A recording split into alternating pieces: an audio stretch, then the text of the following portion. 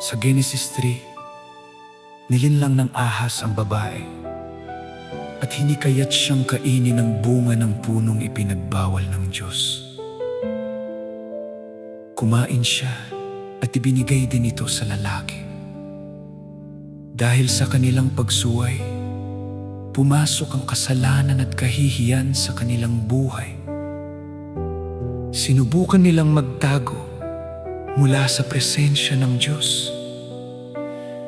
Ngunit tinawag pa rin sila ng Panginoon. Nagkaroon ng mga bunga ang kanilang pagsuway at sila'y pinalayas mula sa hardin ng Eden. Ngunit sa gitna ng paghatol, makikita rin ang unang pahiwatig ng pag-asa at pagtubos mula sa Diyos. Narinig namin ang iyong tinig, ngunit kami nagtago sa kahihiyan. Ang dating puso'y payapa at malaya, ngayon'y nababalot ng pangamba. Panginoon, bakit kami lumayo? Bakit namin pinili ang sariling daan?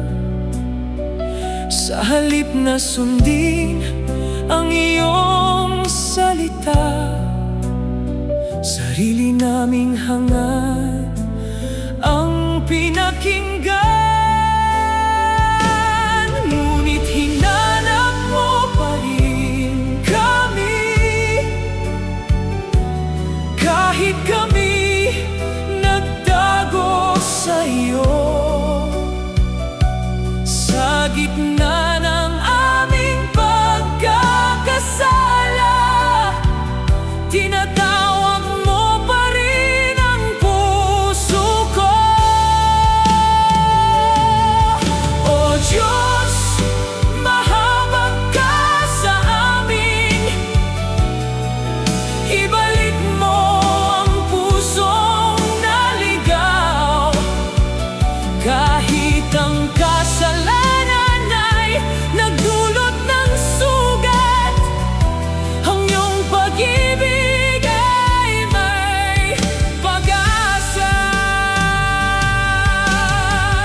Kung ako'y lumayo, tawagin mo ako. Kung ako'y nadapa, itayo mo. Turuan mo akong muling sumunod at sa iyong liwanag ay lumagatan.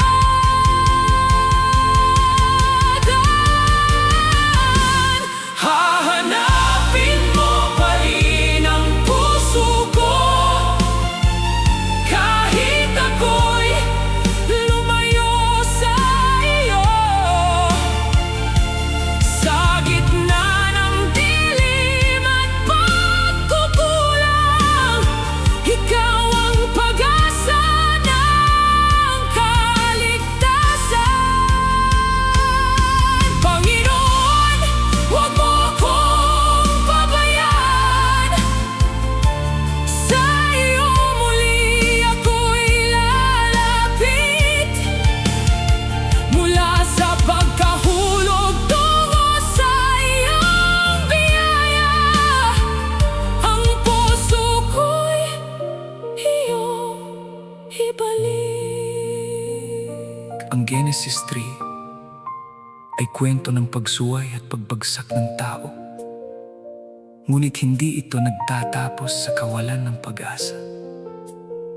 Kahit nagkasala ang tao, patuloy na tinawag ng Diyos ang kanyang nilikha. Sa gitna ng paghatol, nagsimula ring mahayag ang pangako ng pagtubos.